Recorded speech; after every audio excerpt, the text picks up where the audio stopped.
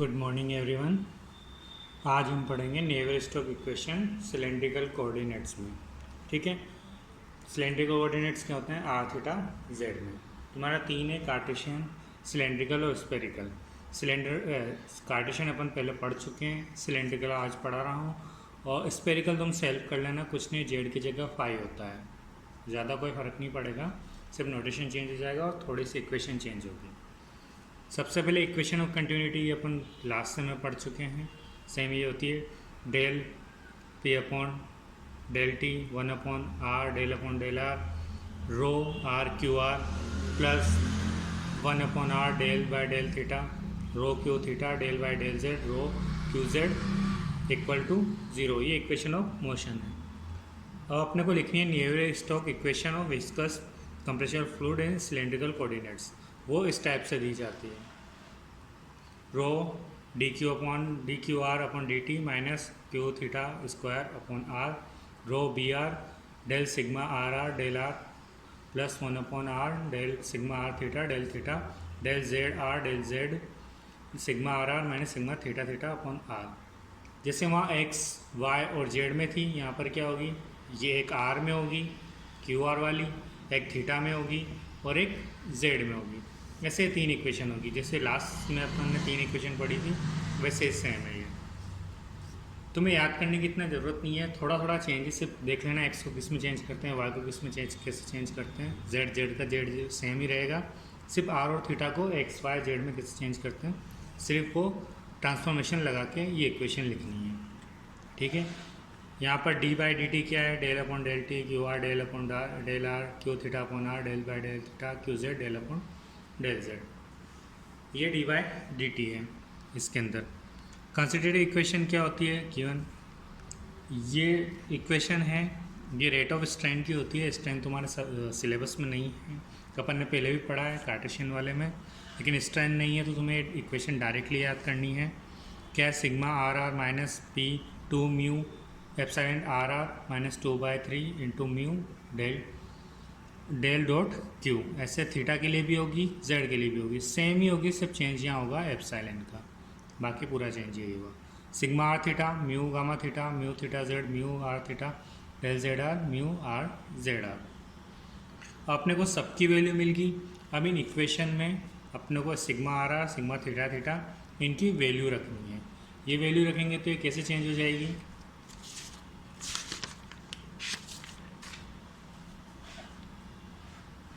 इसमें कुछ और भी है, जैसे एप्सिलॉन आर आर, इसको ये रेट ऑफ स्ट्रेन में क्या कहते हैं, sigma theta theta sigma Z z, ये इनकी वैल्यू है। Gamma r theta gamma theta zeta gamma z r. अब इन सब की वैल्यू है, उनकी वैल्यू है, उन सबको इक्वेशन ऑफ मोशन में रखना है, तो वो इस टाइप से बनेगी। Rho d q upon d r minus q theta r square minus rho b r del P upon del upon del r mu. अब ये चेंज से अपने पास कहाँ पर चेंज था? इसमें ये वाला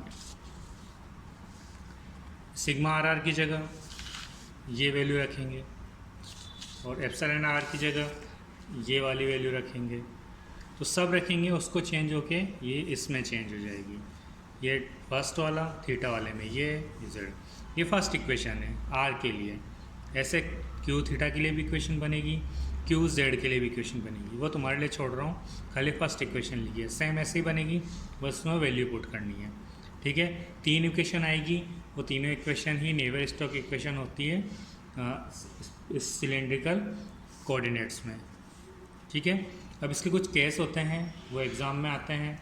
जैसे फर्स्ट केस क्या है? Viscous compressible fluid with constant velocity. तो वेलोसिटी कांस्टेंट है तो म्यू क्या हो जाएगा? कांस्टेंट। म्यू कांस्टेंट हो जाएगा तो म्यू यहाँ से बाहर निकल सकता है, बस ये बाहर ही निकालना है और इसको डेल टू आर में चेंज करना है। ये तो पूरा वैसे का वैसा, ये भी ऐसा ये भी ऐसा, बस यहाँ से म्यू बाहर निकाल लिया। म्यू बाहर निकालते ये डेल टू क्यू आर, ये इस इक्वेशन में पूरे में चेंज होगी। अब डेल टू क्या है? डेल टू ये है, इसकी मदद से और इसकी मदद से ये बना है। ठीक है, अगर तुम पूरा सोल्व करने जाओगे तो लगभग एक पेज भर जाएगा, एक बहुत बड़ा क्वेश्चन हो जाएगा। इससे डायरेक्टली तुम्हें सोल्व करना आना चाहिए, नहीं तो याद होना चाहिए। ये क्वेश्चन काफ़ी बड़ा होता है इसका, अगर इसको भी सोल्व करने बैठ जाओगे तो बहुत बड़ा हो जाएगा, लगभग 6-7 पेज का हो जाएगा, जो क्वेश्चन सोल्व हो ही नहीं पाएगा। तो यहाँ तक का है। फर्स्ट केस क्या है, ये वाला है, ये फर्स्ट केस की इक्वेशन बनेगी कि जब म्यू कांस्टेंट हो तो। सेकंड केस क्या है, सेकंड केस है विस्कस इनकम्प्रेसिबल फ्लो। तो विस्कस इनकम्प्रेसिबल में के लिए क्या होता है, रो भी जीरो हो जाता, रो भी कांस्टेंट और म्यू भी कांस्टेंट, तो डेल डॉट क्यू क्या हो जाएगा, ज़ीरो हो जाएगा। ठीक है, अब डेल डॉट क्यू ज़ीरो हो जाएगा तो जो लास्ट वाली टर्म थी वो कैंसिल हो जाएगी, बाकी तो वैसे के वैसा ही लिखा हुआ है इसमें। सेकंड, नॉन विस्कस के लिए म्यू इक्वल टू ज़ीरो होता है, तो जितने ही म्यू वाली टर्म है वो सारी जीरो हो जाएगी, सिर्फ बचेगी। ये सिर्फ एक एक इक्वेशन है, इनकी दो दो इक्वेशन तुम्हें और लिखनी है। ये क्यू आर के लिए, क्यू थीटा के लिए भी होनी चाहिए और क्यू जेड के लिए भी होनी चाहिए। ठीक है, नेक्स्ट तुम्हारे एनर्जी इक्वेशन है, ये सिलेबस में नहीं है लेकिन क्वेश्चन आया हुआ है, एनर्जी इक्वेशन से रिलेटेड क्वेश्चन कुछ आए हुए हैं, तो वो सिंपल से देख लेते हैं क्या है। एनर्जी इक्वेशन होती क्या है कि जो W है वो इस टाइप से दिया जाता है, ये एनर्जी इक्वेशन की इक्वेशन होती है, sigma Y Y epsilon Y Y plus sigma Z Z epsilon Z Z plus sigma X Y gamma X Y plus sigma Y Z gamma Y Z plus sigma Z X gamma Z X. अब इनकी value कहाँ से आएगी, sigma x x की, अपन ने जैसे यहाँ equation में लिखा था, इस इक्वेशन में क्या था, sigma are R sigma theta sigma Z Z sigma are theta, ऐसे ओनली कुछ नहीं करना, आर आर की जगह एक्स एक्स करना है, थीटा थीटा की जगह वाई वाई करना है, जेड जेड करना है। सिमिलर इक्वेशन यही बनेगी।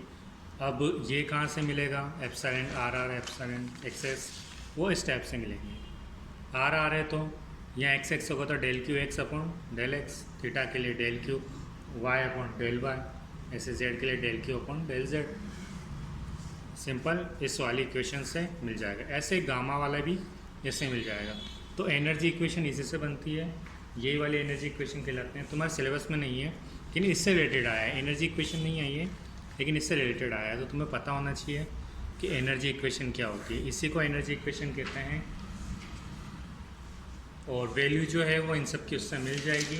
उसकी वैल्यू रखने के बाद तुम्हारे लास्ट में सिर्फ ये बचेगा कि W minus P del dot Q plus pi. ठीक है,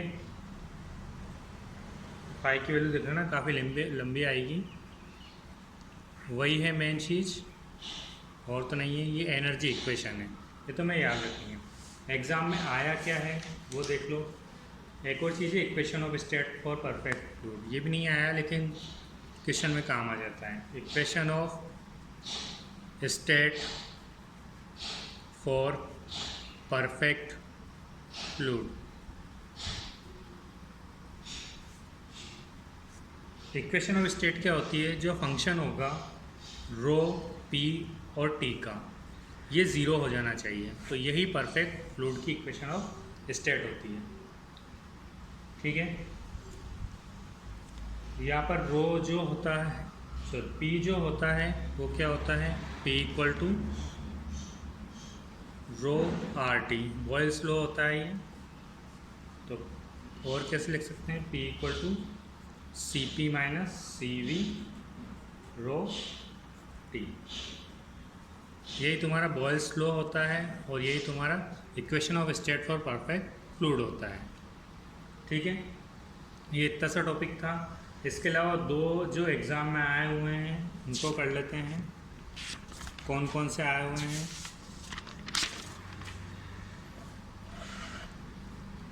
एक तो आया डिफ्यूजन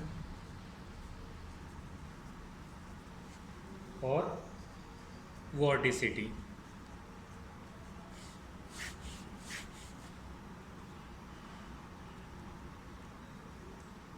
अब देखो इसमें करना क्या है, सबसे पहले नेवियर-स्टोक्स इक्वेशन लिखनी है, the N S equation for viscous incompressible fluid is given by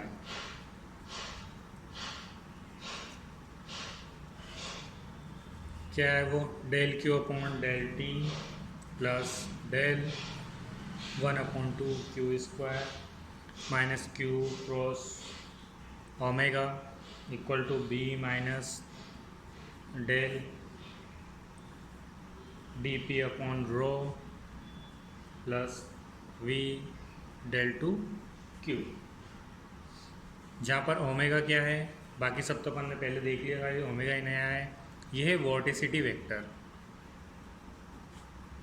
वॉर्टिसिटी last sem में पढ़ चुके हैं अपन, इसको इसके इक्वल मानेंगे डेल क्रॉस क्यू।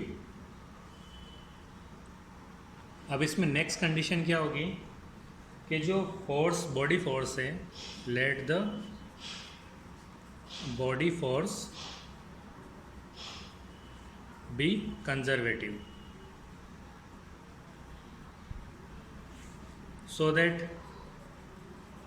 जो डेल क्रॉस बी होगा वो ज़ीरो हो जाएगा। तो अपन दोनों साइड कर्ल ले लेते हैं, तो ये डेल क्रॉस बी तो कैंसिल हो जाएगा। तो कर्ल लेने पे क्या होगा,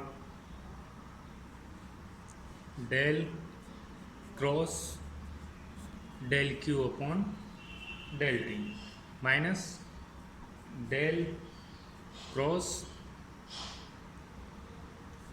क्यू क्रॉस ओमेगा। ये वाली इक्वेशन तो जीरो हो जाएगी, डेल टू हो जाएगा, इसलिए डेल क्रॉस डेल ज़ीरो, बाकी ये वाला आ जाएगा। उधर से डेल क्रॉस बी भी जीरो हो जाएगा, तो बचेगा क्या, वी, यहाँ भी डबल डेल हो जाएगा तो ये भी ज़ीरो, ये वी और ये हो जाएगा डेल क्रॉस क्यू। ठीक है, ये इक्वेशन बनेगी। इसको अलग अलग फॉर्म में लिख सकते हैं, जैसे इसको लिखेंगे तो क्या हो जाएगा, del by del T del cross Q minus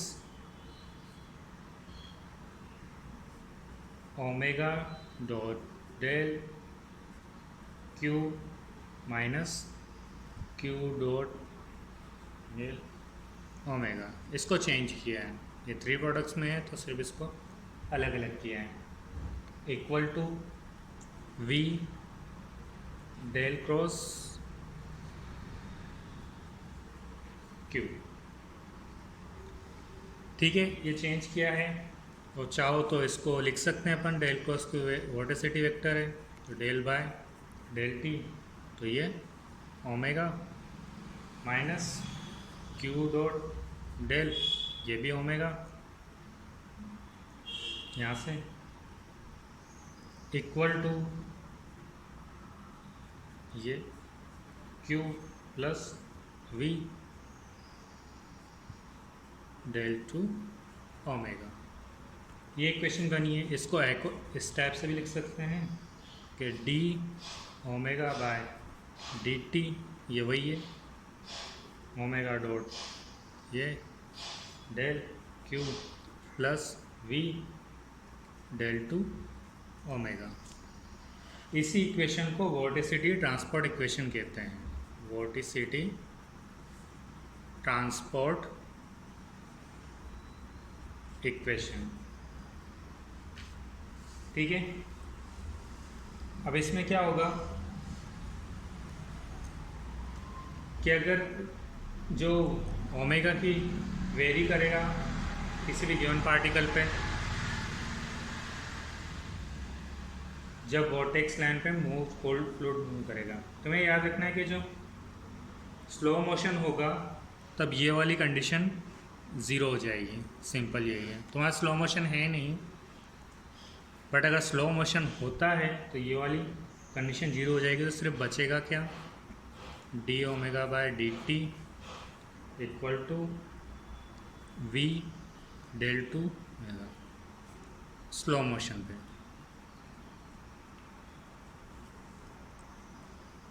ठीक है, यही तुम्हारा था वॉट डिफिशन या वॉटिसिटी। अब इसकी इक्वेशन लिखनी है अपने को, ये एग्ज़ाम में आ चुकी है और मे बी इस बार भी आ जाए।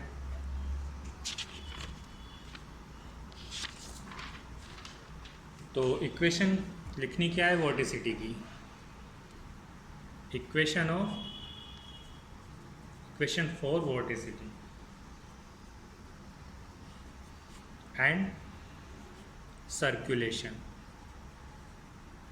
इस नाम से भी आ सकती है और डायरेक्टली प्रूव दैट ये करने के लिए भी आ सकता है, D by D T plus we del two gamma. ठीक है, एक कैपिटल गामा है, स्मॉल गामा इस टाइप से लिखा जाता है, ये इस टाइप से स्मॉल गामा, ये कैपिटल गामा है। तो नेक्स्ट इक्वेशन ऑफ मोशन लिखनी है, the equation of motion for viscous fluid are given bye,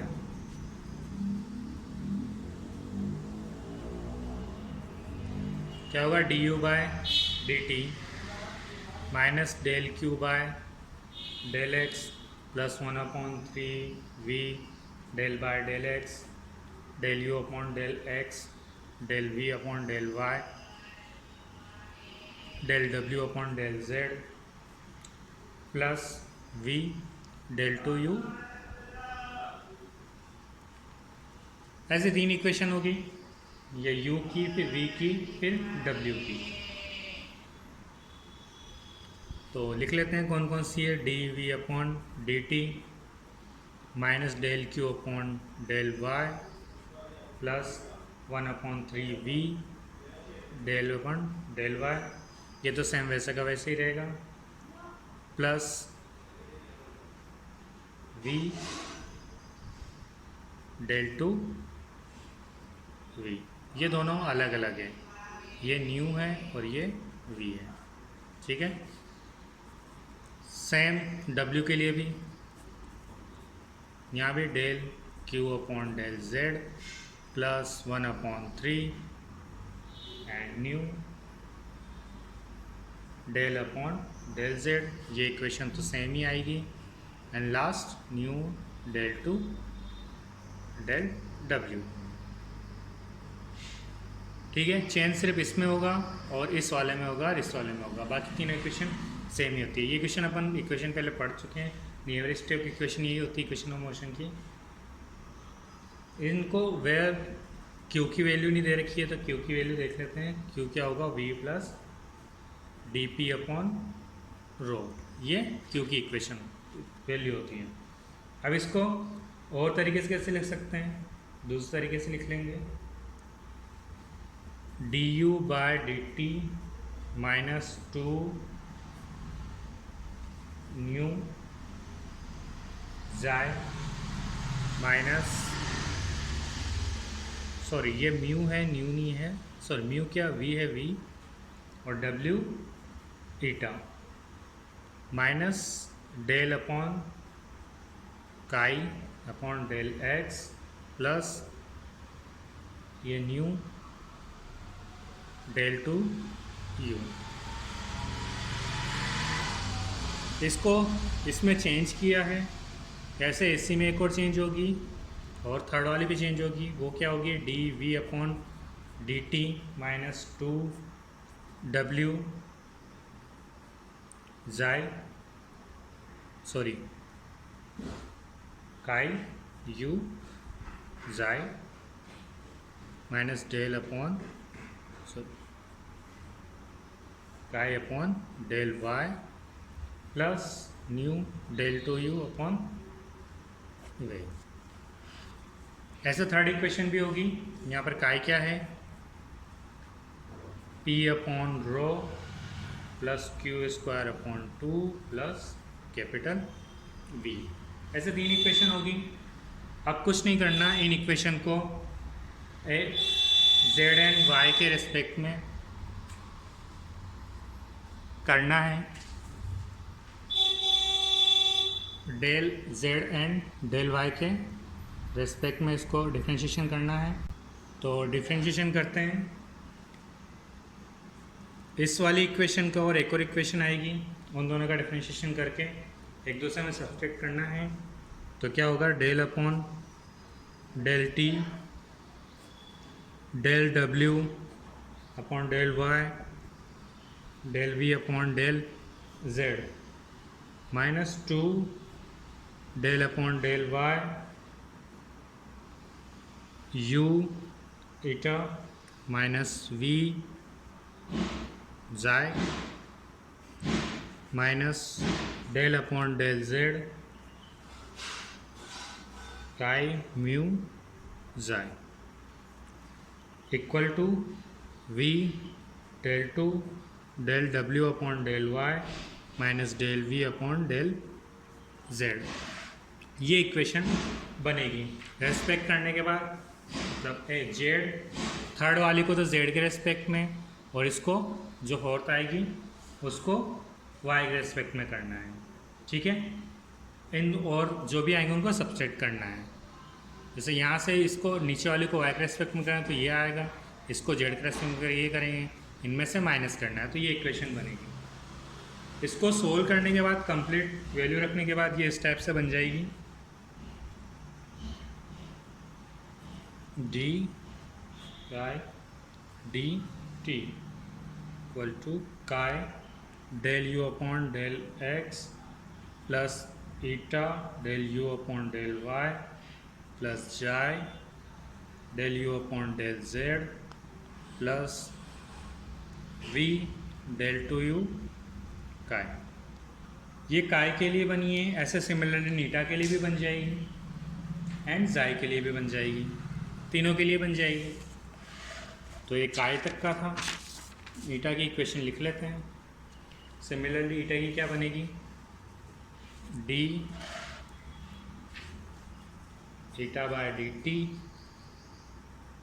काई del we upon del x plus eta del we upon del Y plus xi del we upon del Z plus we del two eta. ऐसे d जाई bye D T ये हो जाएगा काई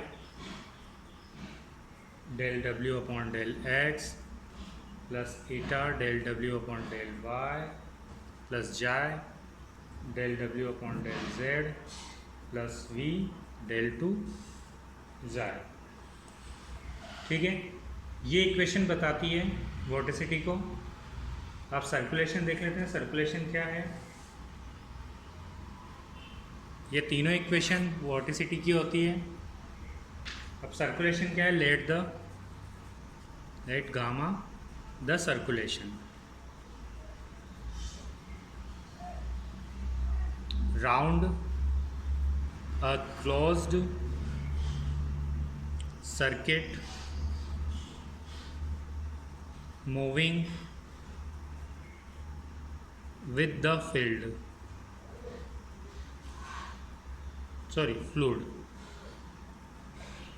then gamma equal to क्या हो जाएगा, c mu d x plus we d y plus W d z. वहाँ इक्वेशन में अपने को क्या चाहिए था, d gamma upon D t. तो ये क्या हो जाएगा, c D you by D T d x plus d v by D T d y plus D W upon D T D Z plus C U D U plus we D V plus W D W. इस type से equation बनेगी। तो उनको अलग अलग solve कर लो। अब ये राउंड सर्किट में है, राउंड लिया है, तो ये वाली इक्वेशन तो ज़ीरो हो जाएगी। ये टोटली तो है यू डी वाई, ये राउंड है तो ये ज़ीरो हो जाएगा। सिर्फ बचेगा क्या, D gamma upon D T C D U by D T dx dv by dt dy dw by dt dz।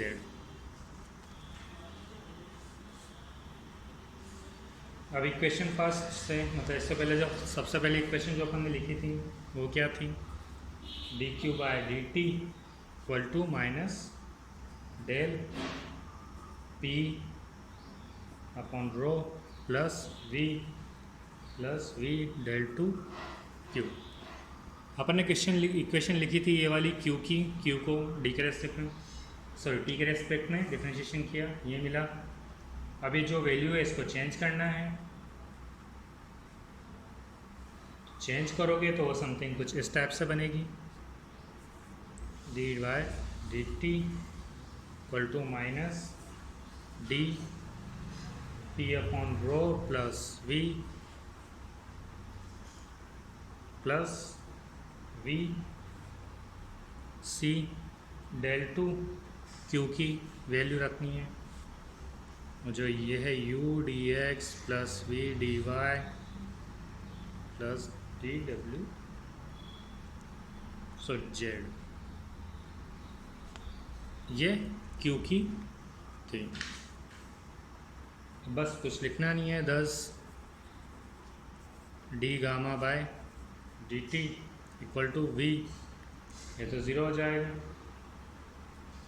Del two by gamma. बस यही था, गामा की वैल्यू ये थी सही, ये वी डेल टू हो गया, ये 0 हो जाएगा, क्लोज सर्कुलेशन है इसलिए। ये तुम्हारा इक्वेशन थी, equation for vorticity and circulation. यहाँ तुम्हारा यूनिट ख़त्म है, ये 3rd यूनिट तुम्हारा ख़त्म है। नेक्स्ट 4th यूनिट पढ़ेंगे अपन, जब भी पढ़ेंगे।